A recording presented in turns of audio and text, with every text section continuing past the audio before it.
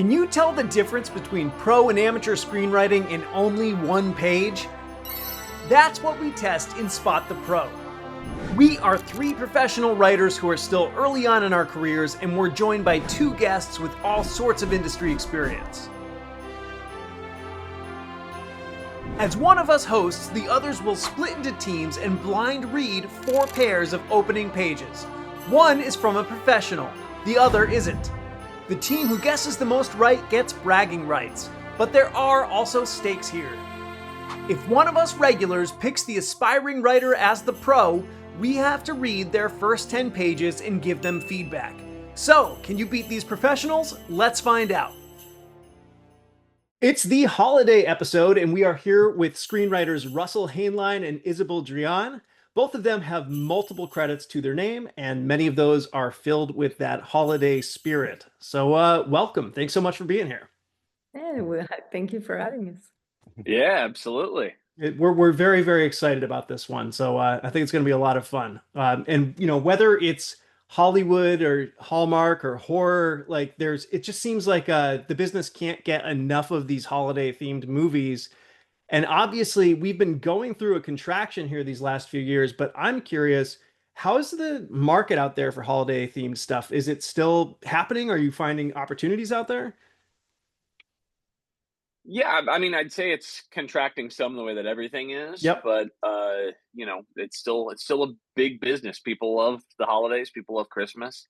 You know, so I think there's still a lot of appetite in the marketplace for good ones that sort of follow that axiom of familiar but different, right? Sure. If you can deliver that, I think there's very much a market for it. Yeah, and I think Russell and I are a little bit in different box if in terms of the holiday movie. I do mostly Hallmark. I mean, you know, I was chosen to do Hallmark type. You know, I'd like to be in Russell's box, but you know, like I've been doing more of the romance, more formulaic. And well, there's been a lot of things going on at Hallmark in the last year, so definitely contracting this year because there's a huge backlog on those formulaic scripts. And so hoping that 2022 is picking up. And yeah. Cool. I appreciate the insight. Like we're always kind of curious about like what the different kind of corners of the business are doing at this time. It seems like features are kind of on the way back up finally after really bottoming out. And I know TV's still struggling, but I was curious if it was different at all in the Christmas space. But Isabel, I definitely wouldn't undersell yourself. You've got 5 credits now, is that right? Yeah. Yeah, that's a huge amount of credits for anybody to have. So I think that's pretty special, and we're psyched to have both of you here. So today we've got holiday themed pages from both professionals and aspiring writers, and they do range from Hallmark to horror. Isabel, you're going to be teaming up with Jason. Russell, you'll be teaming up with Joe. We're going to review these pages, and you'll each have 90 seconds to share your thoughts and make your picks, and we'll see who gets the most right. If your team gets any guesses wrong and you guess the amateur to be the pro, then I'll be sending you that writer's full screenplay, and Jason or Joe are committing to reading that writer's first 10 pages and giving them feedback. And also today, instead of just having pairs A through D like we normally have, if you open up those PDFs, you're going to see that there's a tree with 4 different colored Christmas presents beneath it. So each of you is going to get a turn to pick one of those colors. And if it's your turn, it also means that your team's going to be guessing first. And one of those presents is the Kobayashi Maru. It's a trick. And in each episode, it's usually something a little different. Like, you know, we know that it's 2 pros or 2 amateurs. So in this episode, both of the pages in that Kobayashi Maru present are going to be written by a pro. After we read each pair, you get to do your normal guesses. And you can guess that this is the Kobayashi Maru, where both pages are pro pages. If you're right, you get 2 points instead of 1. And no one in Spot the Pro history has gotten a 5-point game yet, so you can be the first. I love All it. right. Yeah. Ooh, we like a challenge. It's like Spot the Pro, let's make a deal.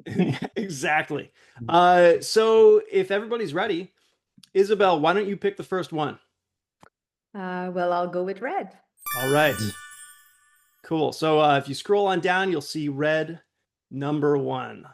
And Exterior beaten path, morning. A bike speeds down a footpath toward a churchyard. Dora, 16, a high achieving good girl adrenaline junkie, she skids to a stop and dismounts, leaving her bike leaning against the fence. Interior, cemetery, day. She wanders into the cemetery, removes her backpack as she scans the gravestones. She spots one by a distant glint from the sun and approaches to find a meticulously polished quarter placed on top. She picks it up for a closer look. Caretaker, off screen. Most folk dig up the corpse before taking what doesn't belong to them. Dora starts and almost drops the quarter as she turns. The caretaker, 60s, still a spry young man at heart, but his once sweet as honey demeanor has fermented into bitter vinegar over the years. Dora, I wasn't stealing it. Caretaker, never said you was, but either way, put it back where you found it. She immediately does as she's told. Caretaker, Sunday services don't start until 11 a.m. Why are you here so early? Dora, I'm Dora. He stares blankly. Her name means nothing to him. All right, let's move on to page 2. Living in darkness, we hear the distinct flick of a match. From the heavens, a flame comes down, ignites a wick. Chestnuts roasting on an open fire. Should I keep singing? Yeah, go for That was it. good. The burning light illuminates a few small windows. The middle one in the shape of a triangle. Jack Frost nipping at your nose. Above it, 2 round holes, and below, a long, jagged mouth. Clearly, we are inside a jack-o'-lantern. Night. Continuous. We are Halloween. And our view is of the street where costumed kids run amok in this Halloween night. A Christmas song continues to play as a group of teens dressed as wicked dark demons pass by. But the one in all white stands out, the one who hangs back, the one with the soft, feathery wings, the angel. It looks right at us. 1 second, I am going to turn my phone on Do Not Disturb. I apologize about that. It looks right at us. We'd be better off with the demon. It's coming this way, creeping, stalking toward our light. It kneels in our presence and blows us out. Interior, van, parked, night. A hazy cloud of mist coming from a vape puffed by a dutiful Texas dad, 30s, as Cole's pitch-perfect voice fades from the radio. Radio DJ, voiceover. It may be All Hallows Eve out there, but for most of you fine folk, but we here in the studio have come down with a little something called Christmas fever. All right, so those are the first 2. So, Isabel, why don't you start us off in terms of guessing? Ooh, that's hard. It's hard. It's so Damn. much harder when you have to do it live too. Yes. Okay, now I feel on the spot. It's very well written. The descriptions are not the typical, she's wearing this. It's really the essence. But I think it's an amateur. The first one is the amateur, and the second one is the pro. Okay, final answer? Yes. All right, Jason, what do you think? That was my guess as well. My gut instinct is the first one is an amateur. I love the way it's written. You get right into who Dora is. You're following her down the footpath, and then I love when she's entering the cemetery. That's very interesting. Well written, very solid. The only thing that made me think that was the amateur page was, and like I said, every first page doesn't have to complete a story, obviously, but it doesn't quite land on a hook that's like, that would make me flip to the next page. Really enjoyed the page. I wanted to mention too, I love the bolding in both pages. I'm a fan of that. Some people aren't. Some people like the simplicity of like not bolding anything. But for me, like it directs my eye to who's talking in the first page. I've never seen it done with character like this. But in the second page, I've seen it plenty where the bolding makes you lean into, okay, above it, 2 round holes, and below, a long jagged mouth. And that just keeps kind of me hooked from line to line. So for those reasons, I think the second page is the pro. Yeah. And I really love in the second page the juxtaposition of Christmas and Halloween. It makes it fresh and interesting. So and the way that Nate sang the song also. No, I'm joking. That didn't have any effect I at gave all. page 2 an advantage. Yeah, no, for real. But if I had to guess, I think the second page is the pro. Yeah. Cool. All right. On to Russell and Joe. Yeah, You want me- do the teammates get to consult, or like what's You have to the? come to a Of course. consensus at the And then we end. talk So after. like, yeah. Oh, okay. Well, I mean, Okay. I'm willing to do it however you want. I'm outvoting Nate on this. If you want to talk beforehand, that's okay. No,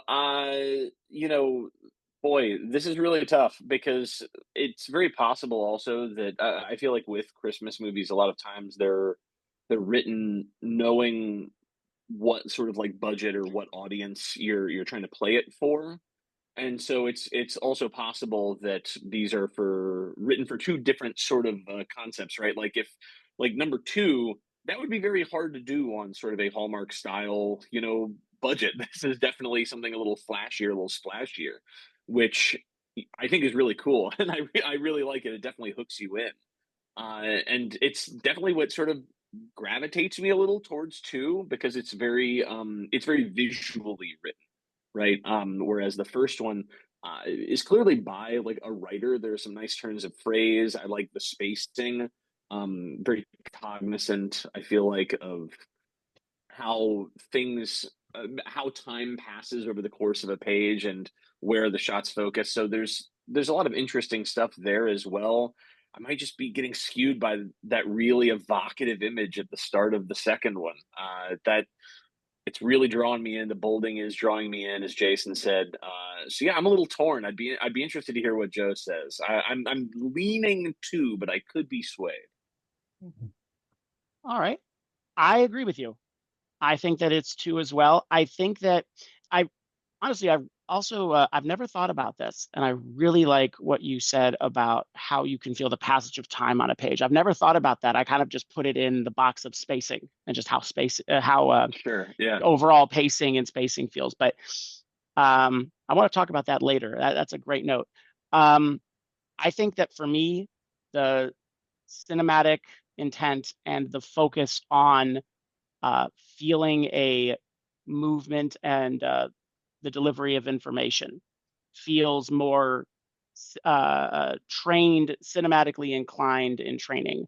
I believe that the way the story is unfolding feels just an inch more professional with two, but that's not to say anything against one. One is not trying to cover as much difficult space either, in terms of what the image is and what it's trying to convey.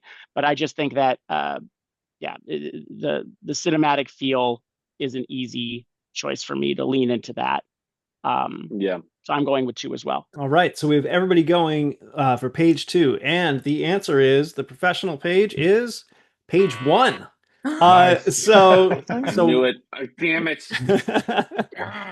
Oh, we're off to a good start. The first half of that first page, the spacing on that, and how Yeah, it goes from the skid to the wander to the quarter. That's what was. That's why I kind of tried to caveat it with like this is possibly like they might not be as concerned about that hook before the end of page one. Sure.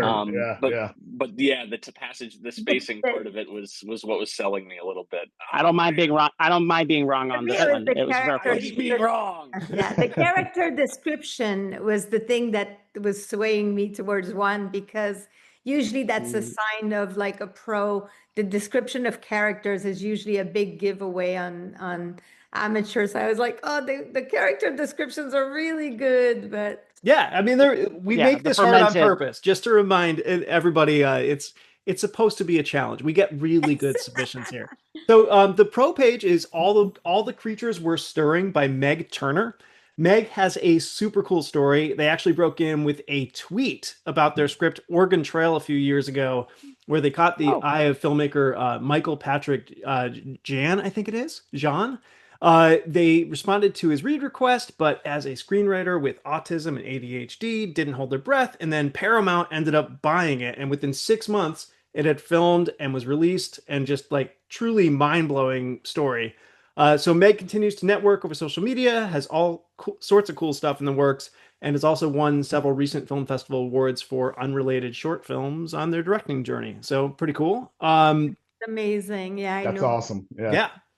And then page two, the one that you all selected is The Christmas Creep by Alec Benjamin Bloom. The log line for that is a strong-willed teen learns there's a price to pay for celebrating Christmas too early after she plays Christmas music on Halloween night and awakens an evil presence hell-bent on taking over her town. It's Ferris Bueller meets Krampus on Halloween night. So Alec was born at an Iowa pig farm and raised in the Ozarks. His characters often wind up trapped in Hitchcockian thrillers, and although he claims that he's not that old, he's old enough to have once managed a movie gallery. And there are a lot of us, Alec, just so you know, I was a shift leader at Blockbuster, so I totally get it and vibe with that very much. So good set of first 2 pages. All right, let's do the next one. So Russell, you get to pick the next present. Well, I'm gonna consult with I'm gonna go to a phone a friend, the star of Hallmark's The Santa Claus, Jimmy, right here. I've got Jimmy with me here. Amazing. Let's see. Jimmy wants to go with the blue. Jimmy All right, likes we're blue. going blue. It matches Jimmy's. Bye, Jimmy. Go back over here. All right, blue it is. I hope you pull that out. I hope you pull that out during pitch meetings. Like it just my God. feels right. It feels right. Oh, you want to buy it for how much? How? I think Jimmy to Jimmy, in-person calm down. meetings sometimes. Yeah. Do you really? Incredible. Every once in a while, if it's somebody who knows the Santa Claus and told me that they liked it, then there aren't many Hallmark movies with somebody who doesn't know how to communicate themselves and so only communicates through puppet. So that's figure, not puppet. Pardon me.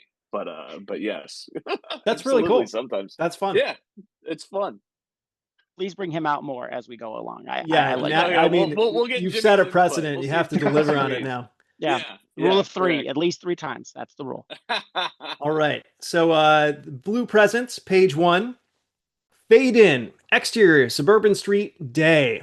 Morning sun glistens over a thick layer of pristine snow. Holiday decorations festoon a quiet neighborhood with one house in particular flaunting 10 times the average.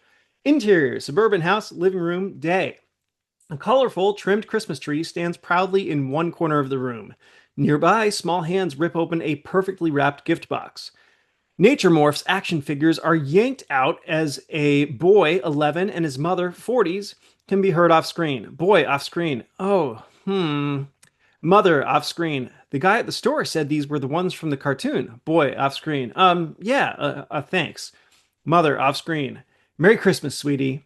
Boy's bedroom moments later. The unopened figures are tossed into a cardboard box, pushed into a closet. The boy, Cole Kirby, 11, small, awkward, innocent to a fault, sighs deeply. Cole, and that's why you have to check a list twice. He slams the closet door.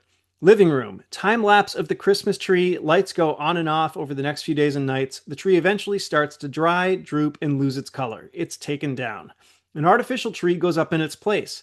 Valentine's Day pink and red ornaments are placed. Valentine's Day pink and red ornaments and lights are placed onto it. Then later, green St. Patrick's Day ones. Then Easter ornaments, Mother's Day, 4th of July, all while through a window the outside changes from winter to spring to summer to fall. And that's page 1. Okay, page 2. Exterior, Seattle, day. Establishing shot of Seattle downtown, smack dab on the ocean, snow-topped mountains to the east, islands everywhere, urban meets natural splendor. Christmassy music plays as we close in on ... Exterior plaza parking lot day. 2 girls, Charlotte 7 and Emma 5 Wilson, in princess-themed raincoats, stand under a ladybug umbrella with their mom, Susie Wilson, 32, a bedraggled-looking mom in a rain slicker and Santa hat. Shops nearby are decorated for Christmas. A new decked-out Land Rover pulls up with a twinkling front grille Christmas wreath that probably cost a couple C-notes. It stops outside Susie's decade-old Honda Civic with dents and reindeer antlers now drooping from the windows. Megan Collier, 31, emerges from this SUV, an anchor woman and public figure. She's always camera ready. Today, in full makeup, stiletto boots, and a Burberry trench coat. Popping a Coach umbrella, she walks over. Megan, happy holidays. Let's go, girls. Susie, where's Robert? Megan grabs 2 shopping bags of presents from Susie and sets them on the passenger seat. Megan, he's in a meeting. I said I'd come. Susie ushers the girls into the back seat, booster seats. Megan slides behind the wheel as Susie puts princess suitcases under the girls' feet, clips their seatbelts, and smothers them with kisses. Charlotte, bye, mommy. Merry Christmas. Susie, we'll FaceTime later, my little reindeer. Megan, how about tomorrow? Today is busy. And that's page 2. All right, let's see what you got. Okay, do we go first this time? Is that Yes, what you the are going first this time. Yeah. And I will go. Okay. Do you want to go first again? No, you go for you go. All right. So I like that these pages are going up against each other because they both have different skill sets leaning, completely oppositely. For example, page 1 has a lot more white space. Page 2 has more, weighty paragraphs. But I am not bored or waiting too long for anything to happen. So both have a readability, even with that fact. You have page 2 has a little more playful language, like the confidence of that must have cost a couple C notes instantly grabbed me. I'm like, I like that. That seems like a pro level confidence. But what's interesting about both is they are choosing to come into a more normal situation in time. They're not trying to be like, oh, I need to grab you with this like really odd situation outside of the end of page 1, which is like, oh, you've never seen a Christmas tree set up for different holidays. But you had to wait until the last 2 or 3 sentences to get there. So I basically feel like I have to lean into, I think, the confidence of page 2 versus the gimmick of page 1. And I'm struggling. I think I'm going to go with the uniqueness of the concept for page 1. But I it's funny to really compare to just how it is. Like those 2 elements are the only things I'm like, those are the things that would decide whether I continue reading or not. I think I would keep reading more for page 1 anyway, just because I am more immersed in this idea of why would somebody have a Christmas tree up for every holiday? That's just I want to see what that looks like. Yeah, and the disappointment of the boy right away, right? I think is kind of interesting. This is the last round is now in my head. Okay, the last round is totally in my head because page 1, what happens at the end with the time lapse? Like you're not doing that on a Hallmark Lifetime movie. Like you're just not. It's really enticing. It's so enticing and very interesting. And I kind of have no doubt that page 1 is written by a professional writer. Like I just think the language is very crisp, very very tight. Exactly what you want. There's not a lot of wasted wording, like you said. The space, not a lot of chunky paragraphs in there. What's in my head is that number 2 has everything that I see in Hallmark scripts. The sheer amount of Christmas is a big giveaway. The Seattle location, because when you shoot everything in Vancouver, Seattle is an incredible double, right? So like Pacific Northwest, you see constantly in like real professional Hallmark scripts. The mentioning, we'll FaceTime later, my little reindeer, right? Like the mention, like, which I feel like how many people call their kid my little reindeer? Maybe not many, but giving a nickname that is based on something Christmassy is something that you would probably see in a movie like this more frequently. So that is really throwing me. That's really throwing me. Even shops nearby are decorated for Christmas is a classic like me thing that I will put at the description of the set for like everything. There's a lot of Christmas here, right? Like and then you can let the production designers and the set design, you can let them go nuts if you just put that kind of thing in there. So that just feels like something that's Hallmarky, but the professionalism of the actual like language of the writing in 1 and the evocativeness of the image, while it doesn't necessarily feel straight for cable, I also kind of lean 1, but I'm a little concerned that I'm wrong and that 1 is just a professional writer and 2 is the script that was like produced at some point for Hallmark or Lifetime, if that makes sense. So I kind of also lean 1, Joe, but my concerns are noted. My concerns are noted. No, I really like these concerns, and it puts a fascinating showcase light on how we usually will look at this exercise. He went way over 90 seconds, but I didn't stop him because like that was such a It's unique amazing. perspective that we Yes. but no, No, we, no, no, we that that was good. that We was haven't great. had Okay. that on this All show right. before, so it's actually really useful. So Yeah. I'm actually gonna go with you for it being the page 2, just because I think that the things that I would normally be judging to say one way or the other, you make a very compelling case for why this would be more potentially realistic for what professionalism could be for something being made But it for also could Christmas. be somebody writing specifically for a Hallmark reader that isn't a professional. There's also that possibility, right? Like, but there's a very clear audience for 2 in a way that for 1 it's broader, right? I don't know, Joe. It's hard for me to lean away from 1. It's hard for me to lean away from 1. Me too, because as you said last time, it caters. It caters to us. Hey, you know, Nate, you got to deal with this. You got to deal with this. You did the Halloween. You did this holiday I'm thing. loving it. This is what we're in. Joe, I think we should go with 1 and not let what happened last round throw us. But if we're wrong again, then we're going to be wrong for all the other ones. So it's definitely possible. It's definitely possible. But like I've also read. Don't forget, there's a Kobayashi Maru out there too, where both are pros. That's true. I want to. But I might also just be fucking with you right now. No, I want to keep I want to keep the Kobayashi in my back pocket. I don't think he would have said that if it was actually the Kobayashi Maru. That'd be cruel. I don't know. I want to lean 1. At bare minimum, I feel very confident that 1 is a professional writer in some capacity or another. Let's go with 1. Let's go with 1. But I'm going to be. You made a compelling as hell case, so I'll go with 1. This is a hard one. This is a hard one. All right, 1. Okay, cool. Jason and Isabel. You want to go first, Jason? Sure. Yeah. So I was gonna say I think this could be the Kobayashi.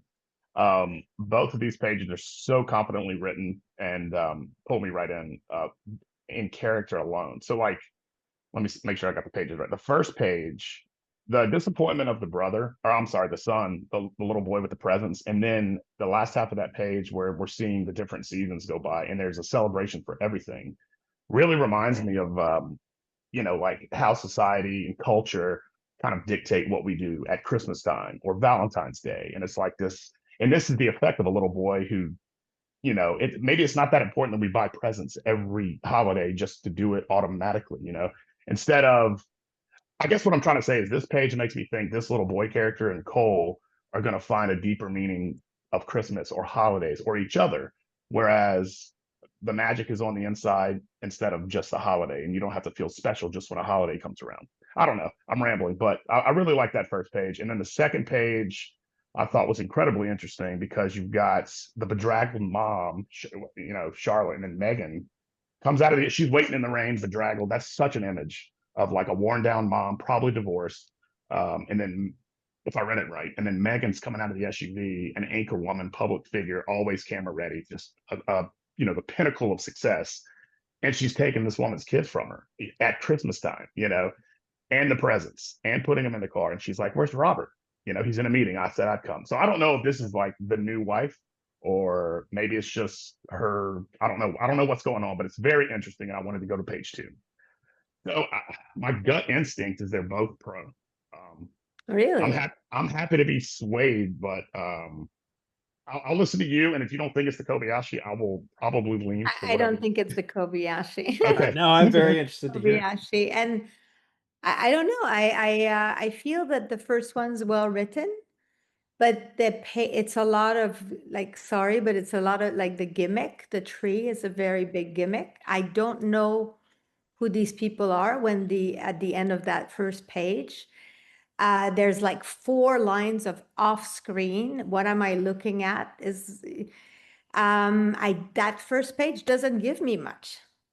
It's the tree changing thing to me is a gimmick. It doesn't tell me about the story, and they use like this much of a page to go through the whole thing. That could have been done in like much tighter. So for me, I think the second page is the pro because we know who these people are. They give us so much, like we know who she is, we have the dynamic, we know the world is set up so well. And the confidence with the C note, I just love these kind of like sometimes these little lines that, you know, you see a line like this, you're in, you know, like I want to read, let's see what this writer does. I want to, so I'm not torn in this one. You know, I really don't think that, I don't think the first page is giving us much. And, you know, I don't know who this mom is. I don't know who this kid is. I don't know what I'm looking at. And then I spend half a page looking at a tree, changing holiday, which is a time lapse, which could be done in like 3 lines. So I don't know. I think it's number 2. I mean, I can't argue with you. It's so funny. You both, I think Russell mentioned it too, the gimmick of the tree. To me, like, I like that because it's an interesting way. And of course, like Russell said, I don't think it could be a Hallmark shot. Maybe this is a bigger budget Christmas movie. I mean, It'd have to be. you know what I mean? Like, and so I can't judge it based on that. But to me, like the way it just shows something interesting about how this family values the holidays, and they have to dress it up for every holiday. It's a great visual. I just think the economy of words of the page, like, oh sure, yeah, you know, yeah. I think I would have loved it if it gave me more on the mom and the boy, and all their lines are almost off screen, so I'm not even getting time, like, sure, yeah, I looking get at that. dolls and I'm looking at a tree, so I'm not connecting, you know, in a Christmas movie. Usually, I mean, it has to lead with the heart. You have to connect. I'm not connecting here. I'm looking at things instead of looking at humans. So I'm definitely voting for number 2, and I might be wrong. This is so fascinating. So Jason, it's a good point. I wanted to say one more thing. So like, it's so funny how we can all look at this differently, because I disagree with you completely. Like this page, I get the character, like from the simple, just little lines. And as I'm visualizing what the movie would look like, the scene would look like with the changing of time, like that last chunk of text, an artificial tree goes up in its place. Like to me, that's very symbolic of the artificial way we treat, you know, birthdays, holidays. Everything has to be celebrated because it's a day, and we're told we have to celebrate it. You know. And anyway, I just get a really good sense of like this writer understands that theme, and maybe I'm totally off base with how this script turns out, but from the first page I want to keep reading. But I do agree with what you said about the second page for sure, and I'm happy to lean. We'll go with page 2 as the pro. All right, so we're going to go page 1 for Russell and Joe and page 2 for Jason and Isabel, correct? Before you say anything though, Isabel, that was incredibly well said. I feel dumb right now. Yeah. But I because everything you're saying, I'm like, man, I didn't see that. And honestly, I wish we would have, like, if they used a little bit more less word to describe that tree, and came back to the mom and the kid, like end that first page on the characters, then I would probably have leaned differently. Interesting. But and see, this is probably what. Yeah, I would be very surprised that a pro would use that much words to describe a time lapse. So, you ready for the answer? Well, no, not yet. Almost. We're still debating. No, We're still debating. One more thing. No, I love that if I am wrong here, and I love that would mean I got suckered by a Christmas gimmick.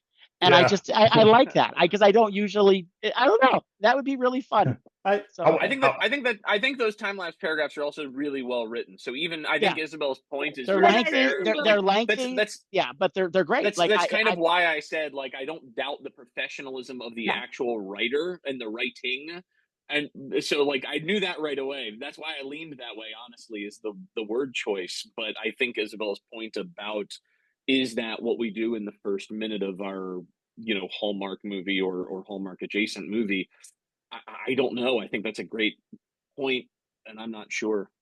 I've written things exactly like that for Hallmark, where it's off screen or off camera, and then once the character turns, that's the first presentation we get, which is exactly what this person does in page 1 here. So I don't know. I'm interested to hear, Nate. We're done. I think this is great.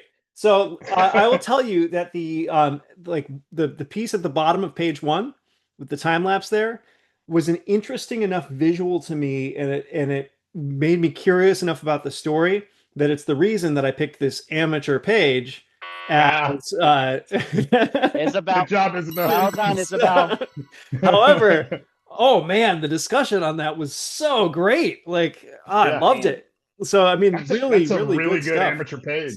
So yeah, let me tell you all about it. I nailed it with my initial thing, and then I 100% talked you myself did. into one. 100%. God bless, dude. Well, we So wouldn't have had this. We wouldn't have had this conversation. great. Otherwise. So like, we needed this. So page one is called Double Christmas. It's by Mike Corpy. You're correct that it sounds like it's kind of Hallmark adjacent. It's a holiday family comedy. When a tween discovers that having two sets of parents means two of everything, he goes on a ridiculous mission to split up his mom and dad to receive a double Christmas, which I think is a really cool concept. That is neat. Yeah. Mike has been a finalist in the Page Awards and Story Pros, among others. You can find his writing in published comic book anthologies, and he recently rewrote a feature spec for a network TV writer. So although, as he put it, he's still very much below our threshold for the amateur writers we feature here, he's well on his way. He's a professional writer in terms of being a writer. For sure. As Jason put it in the last episode we filmed, it's like flick of a pen, right? Like he's right on the cusp. Also, I should mention to any reps watching at this point, probably one of the requirements to be a featured writer, featured aspiring writer here is that you have to be unrepped. So if you spark to any of the writing here, the websites and social media handles for everybody is in the description of this video below, and you can reach out to us too, and we're happy to make that intro. Page two, the pro is called Slippery Slope, and Joe and Jason, you probably would have expected I'd feature this writer in this episode. It's by Kim Hornsby. I knew it. So Kim's a good friend of all of ours, whose career has really taken off in the last couple of years, both as a writer and a producer. Her credits include The Secret Life of My Other Wife and Braving Rapids, and she has like 3 movies in production or post right now. She's also a USA Today bestselling author, a former scuba instructor. She opened for the likes of Jay Leno as a singer and now lives on an island off the coast of Seattle. So if any of our lives could only sound that cool, that would be amazing. Kim's the best. Yeah. So that was awesome. That was a great discussion. Good stuff. Kim, we love you. We love you.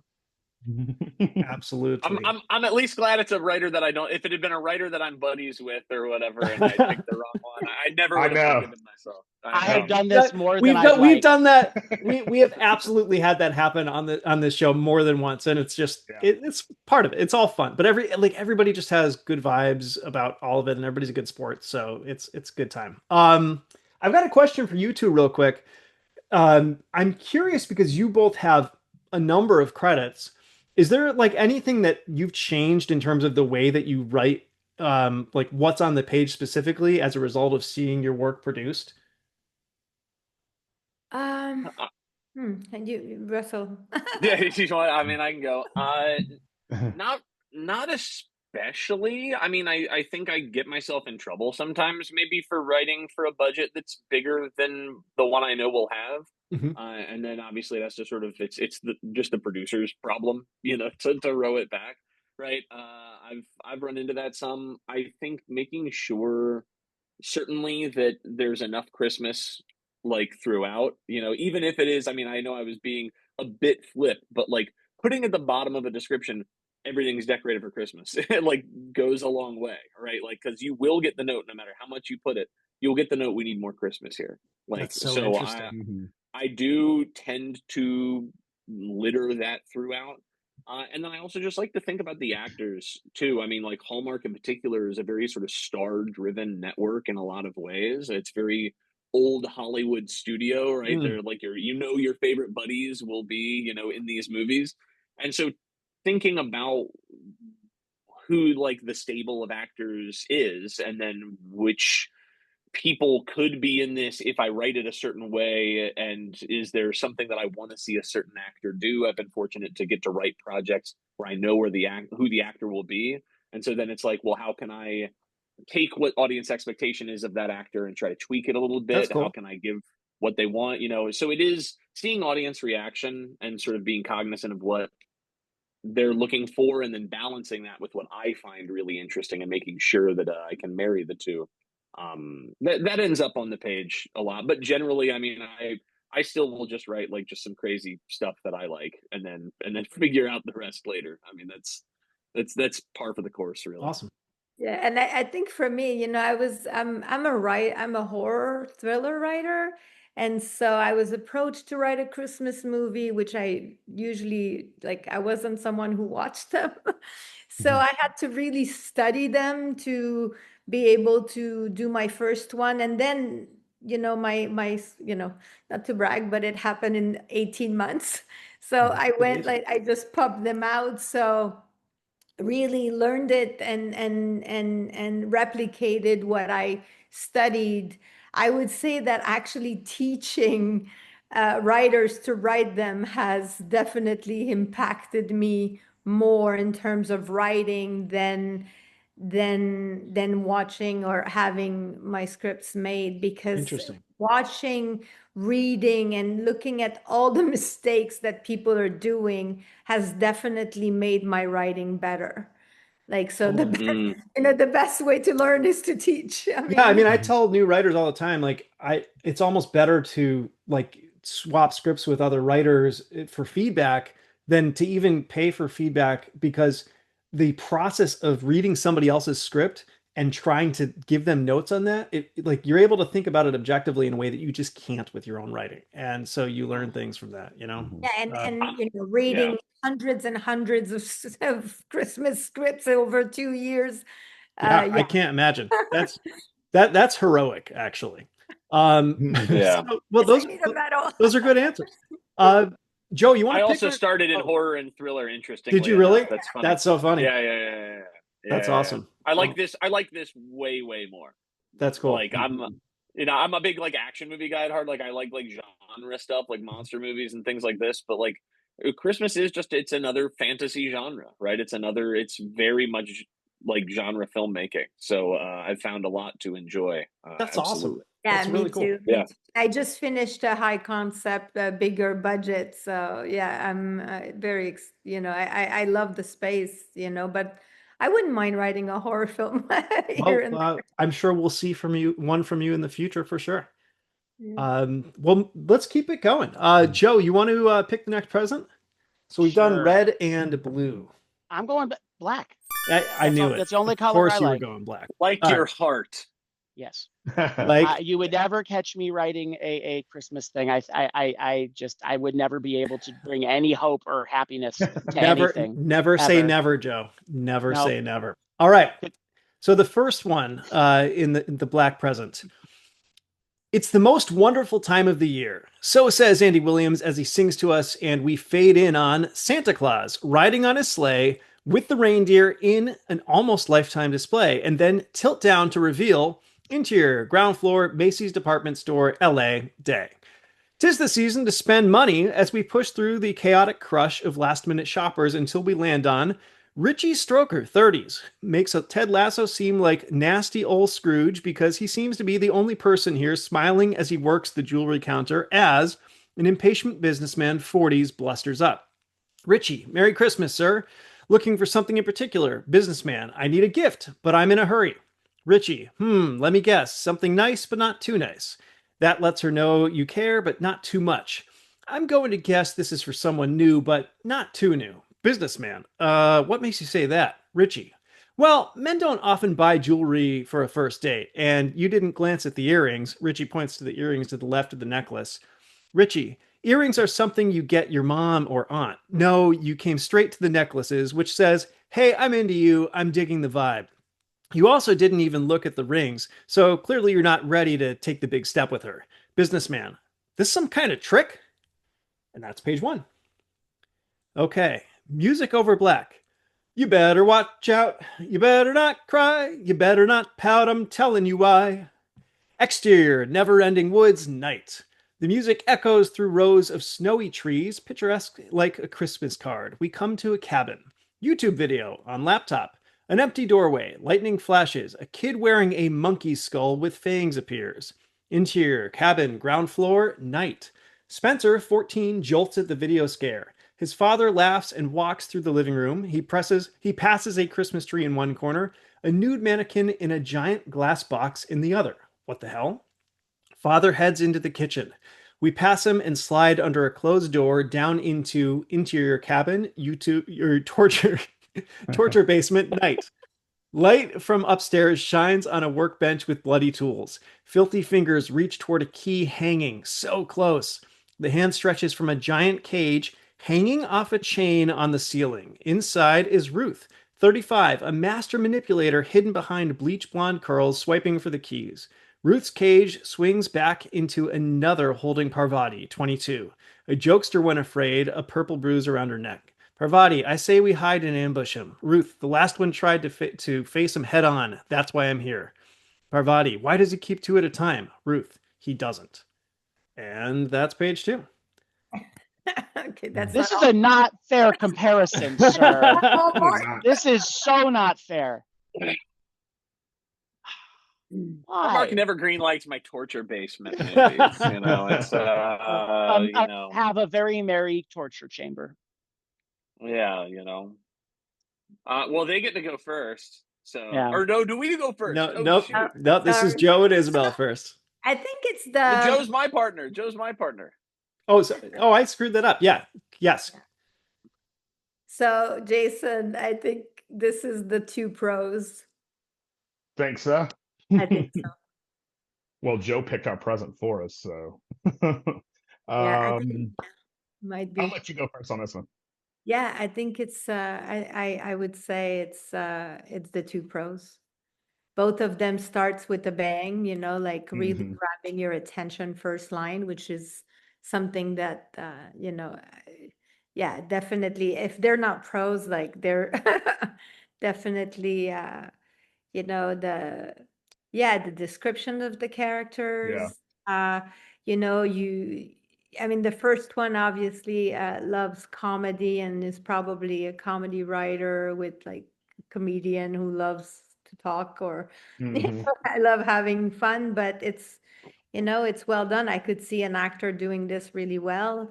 You know, we're intrigued. And then the second one, again, I mean, didn't expect this, but yeah, definitely.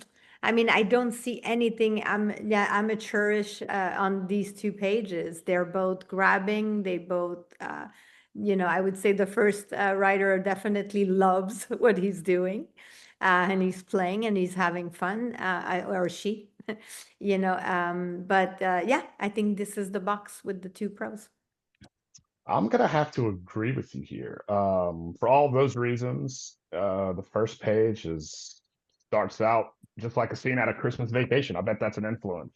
It's not, you know, that's what I've the kind of vibe that I got from this page. And like you said, he's having a fun time. It's 2 characters interacting, very you know, snappy dialogue. It's a great back and forth, a great exchange from these 2 characters in only 1 page. The second page, I love all the description. The interesting part of transitioning into a torture basement is amazing. And then, you know, the giant cage hanging off a chain and these 2 people in cages. And then it ends on a banger, you know, why does he keep 2 at a time? He doesn't. Which one's about to die, you know? So yeah, I'm gonna go with you. I think Yeah. I think And this is the both of them, the Kobayashi. last lines of both pages are Right. like, I want to turn that page. So it's, Yeah. Like in the really, first page, the businessman, is this some kind of trick? Like that's funny and it's a hooky thing. And yeah. my personal preference is I try to end my pages like that. So maybe I'm biased, but and you don't have to. But for me, when I'm reading both of these pages, they both pull that off in a different way, but both effective, you know. Very well. Yeah. So we'll go with Kobayashi. Yeah, Isabel? Yes, Kobayashi. All right, Joe and Russell. All right.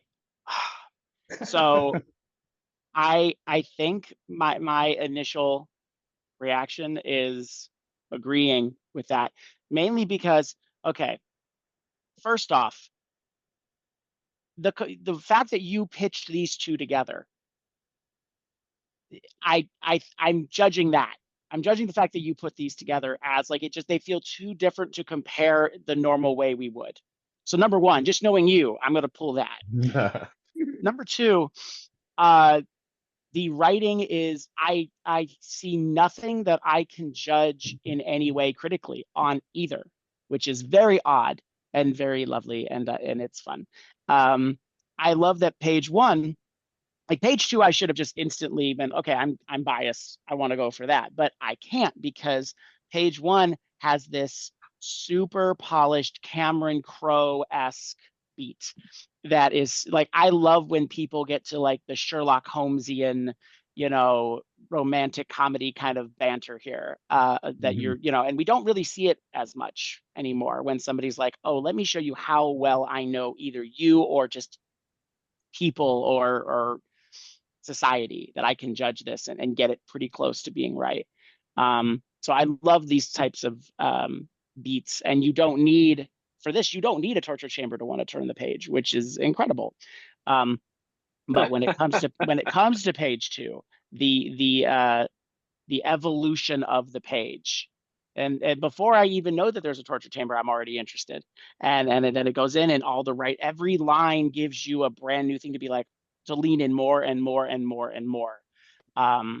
So I agree. Kobayashi. Russell? I like the formatting of number two, from the italicized, the way that the song lyrics are written at the beginning. Even before we get to the torture basement, exterior never ending woods, I think is great. It's so much better than exterior woods, right? It's like immediately it paints such a picture with so few words. I mean, I think that this is something that got me in trouble last round, obviously, but like number two has a flash to it for sure, and it has a cleanness of writing that is designed to grab. Now, last round I chose based on that, and we were wrong. But so this also potentially would be the sort of thing that if you are writing a spec to get noticed because you are an amateur, that you would put all the cards down on the table on page one like this to get you to page two. It's both good for a movie and good for if you're an amateur, so like, well done. With number one, I was so ready to go number two, because I feel like I don't know generally, like once we saw the beginning, I thought, well, this isn't something being written for Hallmark, because number one, you're not going to get Andy Williams. Number two, you're not going to like do a huge Santa display and then you tilt down over a department store. Like this is clearly a bigger budget movie, right? So then for it to be so character focused, I was like, oh, well, then maybe this is the amateur, right? But the character's so strong. The character's so strong right away. Like, we know who the person is right away. I love the description of makes Ted Lasso seem like nasty old Scrooge. The inclusion of nasty old is so like good and sharp and funny super and confident grabbing. too. Yeah. It's very confident. Very confident. So yeah, I mean, I also kind of leaned Kobayashi, which is boring. Like, if anything, because I was wrong the last two, and I was choosing so much based on like the hookiness and based on the economy of language and the professionalism of the writing, like the economy of the language, I think is a little tighter in two, which then makes me want to go one, kinda, right? It's also very character driven, to Isabel's point last time. But my initial response before I even heard what Jason and Isabel said was that these might be both pros. So, Joe, if you want to ride with that, I'm fine with that.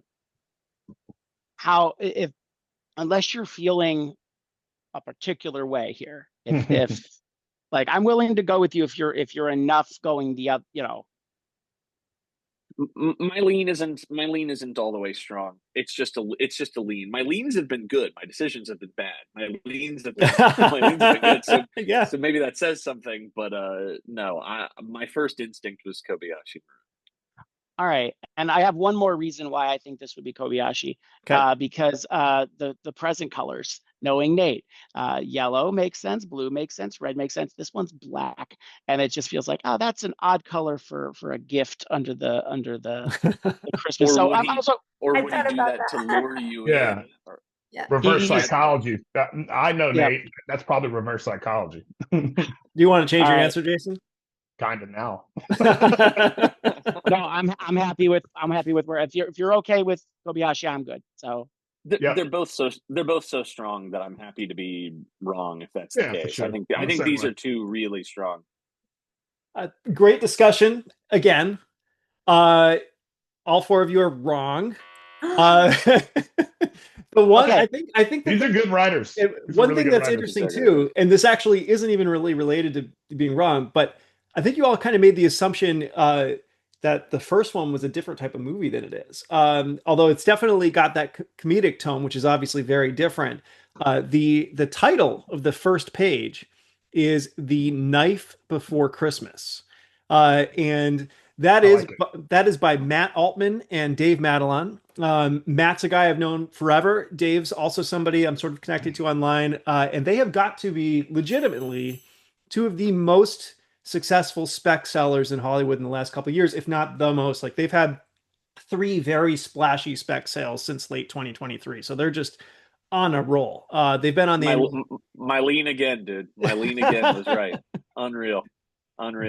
They've been on the annual blacklist together in 2024. They've also had super successful solo careers on top of it. Dave wrote the movie Totally Killer. And just having known Matt, I can tell you that he's like the epitome of the person who puts it all on the line for the dream. And I'm just going to talk about that a little bit, just for general inspiration for anybody watching. If you were to go and watch an interview I did with Matt on here 5 years ago, he talks about how he cashed in his 401k, risked it all, moved to LA, and spent 10 years writing 20 scripts before finally making this his career. And like everything was on the line.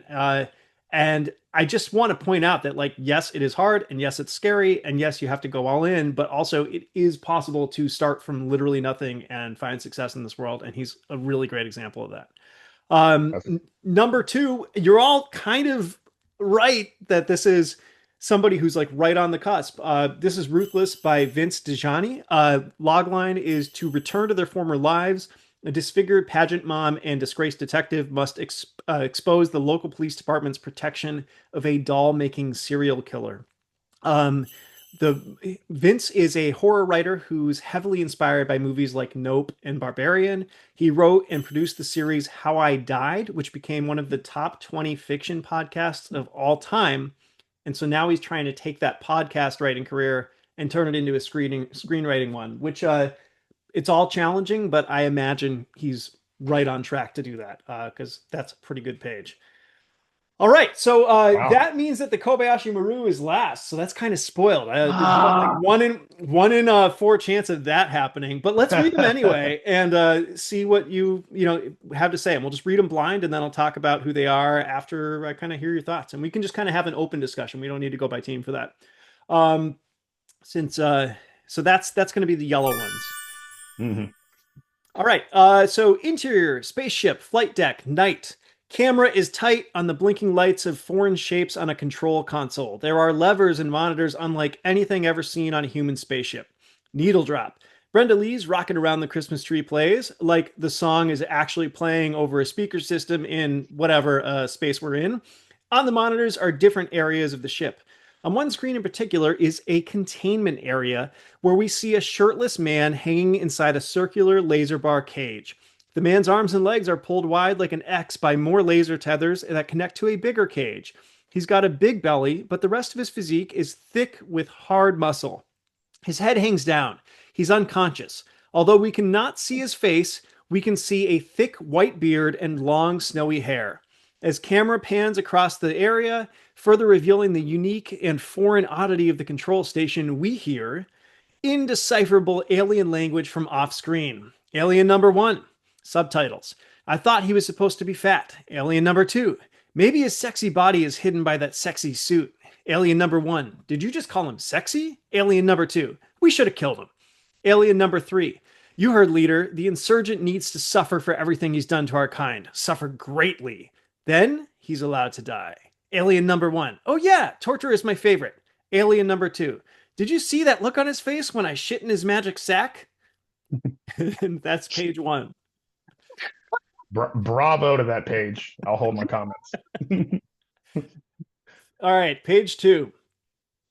You all right, Joe? What's his magic sack? What's the magic sack? Not on, in. Oh, all right. Well, All right. you don't shit on a magic sack. Come on. Everybody knows. All Yeah. right. Fade in. A dark and sinister studio logo is covered in snow and ice. A fierce blizzard blows around it and then across. Exterior northern Scandinavia, 11th century dusk. Towering snow-capped mountains scrape a blood-red sky. The bleak cold of winter spreads across the frozen landscape. The steel runners of a sleigh slice through the icy surface. At the reins, a grizzled driver is wrapped in layers of fur, his face frostbitten, his eyes tearing in the wind chill. The sleigh leads a long caravan flanked by armed soldiers. They wind down a treacherous trail high up in the mountains. In the center of the procession is a grand covered sleigh trimmed in bronze and intricately carved. As the sun sets, flaming torches are lit up and down the caravan to guide them along the dangerous path. A soldier rides up along the lead sleigh. Driver, keep your eyes peeled. Vikings control these parts. Soldier, savages. Interior, covered sleigh, night. In the lavish coach are Lord and Lady Burgeon. He's strong and stoic. She is beautiful and regal. He pulls back a curtain. Lady Burgeon, close that. He'll catch a cold. She holds a baby boy swaddled in white. His blanket is adorned with a crest of two swords crossed behind a heart. We will come to know him as Nick. Lord Burgeon, our people will have a great new beginning in these lands. The risk will be worth the reward, I promise. Lady, some things are more important than land. Okay, so those are the two pro pages. I did come up with a thought that we can have a little bit of a guessing game on this if we want. Which one of these pages is from the first $1 million spec sale that we've featured on Spot the Pro? First one. I disagree. I'm going to go with the second one. Oh, Hmm. one. I would The dialogue is so strong. one. Yeah, it's amazing. They're both amazing, gonna but with that question, I'm picking one. I just I'm go. going one. I loved one, but my instinct, which has been right generally, You is know to go what? against the thing that I gravitate towards, and I'm going to go two on this. There All you right. go. Okay. This time I'm going against mine and also going, but the dialogue in I'm one. in my head. Yeah. No, I'm with you. I'm with you because you've been crushing it and I've been. All right, but just kudos to the writing for that Yeah, dialogue with one is aliens. awesome. Crazy. One's awesome. All right, I'm going with Russell. Going with so Jason, we're going with one. Yeah.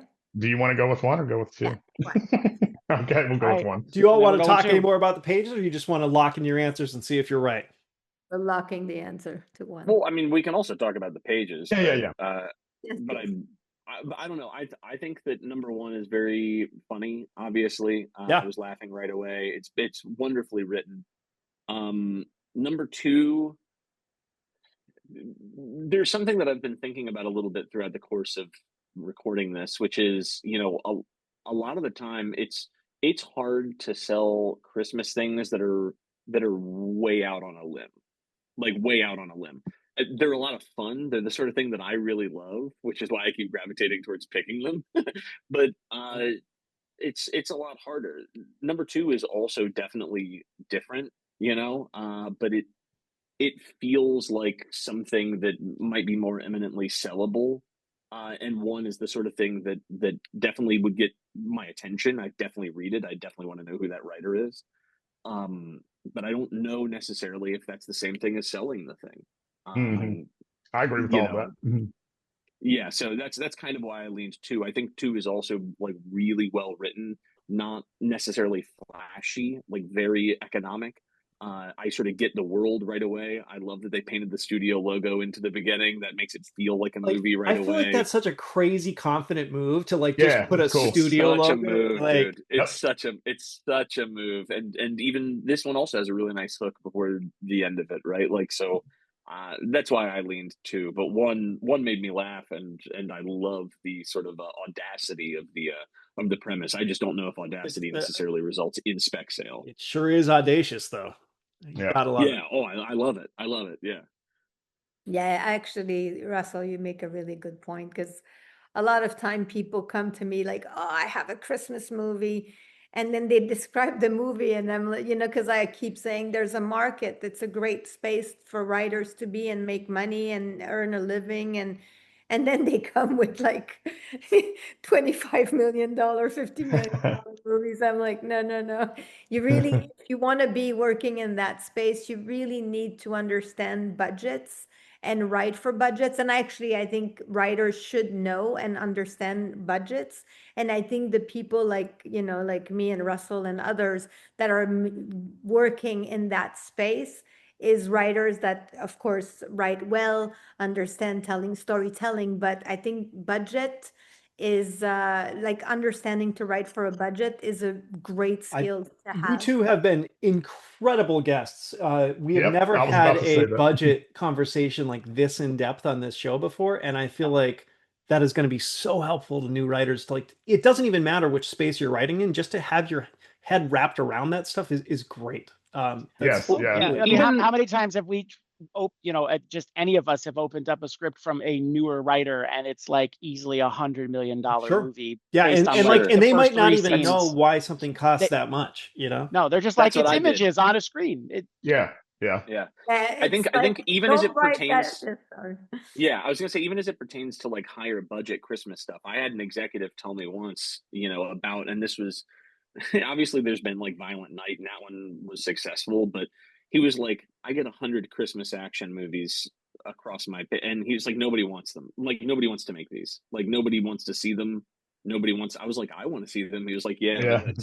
That's not the marketplace though. Like, there is an audience for movies that are set at Christmas at larger budget, or even can get sort of mythological, which is clearly what number 2 is kind of going to go towards.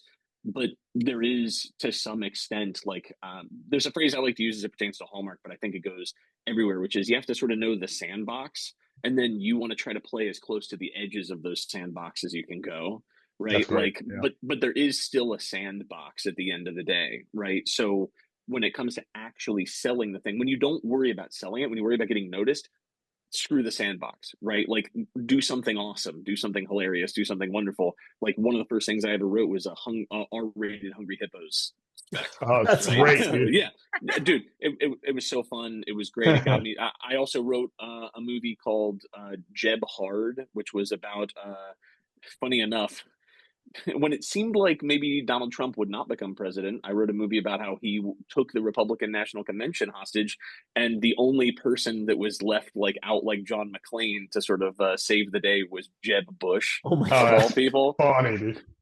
Yeah, dude, it was funny. And again, at no point do I ever think any of these things would ever get made, right? But they were to get read, they were to get noticed, they were to have fun, they were things that I would enjoy.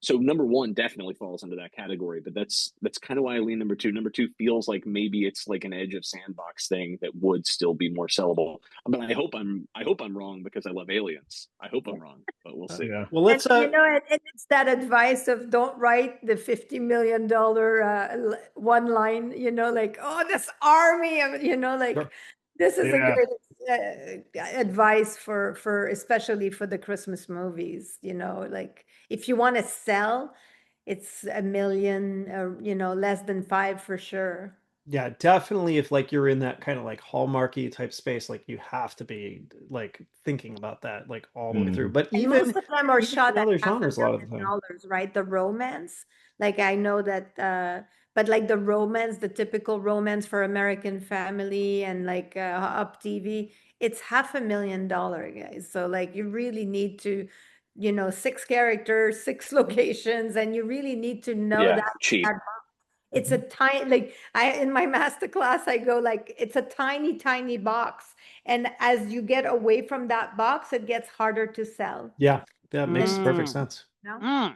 So That's are all 4 of that. you going number 2? Is that right? For the $1 million spec sale? No, we're going number 1. Number 1 for Jason. Number 1 for Jason Isabel. We'll be contrarian. Okay. Yeah. And Russell and Joe, number 2. Yeah, we'll give that one to Russell. I'm leaning 2, although I've been wrong with like everything. All right. So we'll see. No, we're going with it. No, you haven't been wrong. You were steered in the wrong direction. So I like where it seems like you're going against it this time. So drum roll. Winter's Night by Ben Lustig and Jake Thornton is the first $1 million spec sale script that we featured on this show. I believe if somebody wants to write in and tell me I got that wrong and theirs was, let me know. But I think that's the first one. So Winter's Night is number two. And Nice you know, job. so yeah, and it launched these guys' careers back in like I want to say 2012 or maybe 2013. Jake and Ben are a couple guys I'm grateful to call friends, and as often happens in this weird world of Hollywood, they have had a like amazing decade-long assignment career behind the scenes, working on all sorts of huge properties that was all launched by selling this script. And their first produced movie didn't come out until a couple of years ago because just sometimes that's just how it works. And that was The Princess, which came out and became a big hit on Hulu. And if you want to learn more about that, we did like this kind of commentary video together last year, which was really fun. I'll link that in the description. But great writers and really cool script. Number one was Santa vs. Aliens by Eric Rogers. Eric, who is a fellow Ohio native, Joe, he's a writer, producer, showrunner, husband, dad, and dog person. He started out as a PA and then a script coordinator on NYPD Blue, got a gig as a staff writer on Futurama, and has had a pretty incredible career ever since. He created and show ran Angry Birds Mystery Island, Skylanders Academy, and Micronauts. And so those are the final two pages. He's a So space guy. I love that. That's great I love writing. totally. So what do you have for final thoughts for us, Isabel and Russell? Well, I'm very impressed of how, like, something I don't do, the bold and italic, the use of the bold and the italic. I mean, I guess I'm old school, like with the caps, and even now I think like caps are disappearing, unless it's like a highlight. But I have to revisit, like, this is something I'm going to take from this. Like, hey, how can I maybe bold some stuff? Because like I really like this. And of course, I mean, it's most of these, even, the amateur, the writing is really on point. But I think it makes you realize like page one is so important. It is. Like get in, and so there's so many checks that you need to have a great page one, because like it's, even for us, it's really hard to, once you get all those checks, it's really hard to identify, like, Yeah. and that's what you want if you're sending specs out there. Yeah. Yeah, I mean, I think that in addition, I know that Isabel was talking about the 500,000 and under budget things, which is very true for a lot of that space. I think working primarily in that Hallmark Netflix world, that's a bit higher of a budget range. I think if you're trying to strive for those, you can definitely expand your sandbox some, and even if your idea you don't think is necessarily hallmarky, or you have a spec, like the spec that got me noticed by a Hallmark producer was a horror spec. That's Like so interesting. good writing is good. And the guy literally said to me, he was like, you can write. He was like, if you ever want to try to write a Christmas thing, let me know. And so I was like, well, nobody's paying me to do anything right now. I'll try to write a Christmas thing. So I sent him a Christmas thing. He was like, this is why it's not quite right for Hallmark. It was definitely bigger budget. It was absolutely bigger budget. But again, he was like, you've got something going here. So, especially if you're an amateur writer that's looking to segue into being professional, I think one of the worst mistakes you can make is to write a movie specifically to be like, well, this is what a Hallmark movie is, or this is what a Christmas movie is. Because then when you're reading it, and I've had Hallmark people tell me this, you can tell that they just like wrote it because of like, oh, I want like a Hallmark check. So this is my preconceived notion of what the thing is. Like, branch out a little bit from that. Yes, it's got to be G-rated. It's got to be Christmassy. It can't be too crazy in budget. They got to kiss at the end. But like outside of that, there's a lot of fun you can have in this space. I love going back and watching old Ernst Lubitsch, Preston Sturges, Howard Hawks, like those Totally. old studio rom-com type things are things that they're trying to incorporate a little bit more now. So That's cool. have some fun with it is what I would say. Don't don't get too locked in by sort of the memification of what people conceive a Hallmark movie is, because frankly, a few executives later, since those memes were established, they're trying to get away from that, right? So Interesting. do your own thing at the end of the day, and then hopefully it works out. I mean, I got very lucky, but it might. And same with Hot Frosty. I didn't think Hot Frosty would ever sell, and then it did. But until you write the thing, you don't know. 100%. Yeah. It's funny because I got picked to write a Christmas movie, writing a horror dystopian. That's so interesting. I love hearing that. That's really, really cool. Good writing is good writing. Good writing is good writing. You two, And I want to add something on what Russell said. I think it's always like learn the formula, and once you really know the formula, then you can learn how to break it, But a lot of people come in and write. I mean, I see a lot of different things, and if you don't understand what people, the buyers, what they want, I think, Russell, you have that thing where you understand the formula so well, and then you make it more interesting. But there's definitely, you can, like, I watched your movie and I was like, yeah, this guy is like a master at this, because once you really know Very your nice. formula, you can expand, and once you understand your sandbox, then you Yeah. can, you can build, anything really. Mhm. Orson Welles said the enemy of art is the absence of limitations. Limitations just kind of free you up to do really interesting things inside that space. And I love that quote so much. We have it like painted and hanging like on a board on our wall. So it's a good reminder.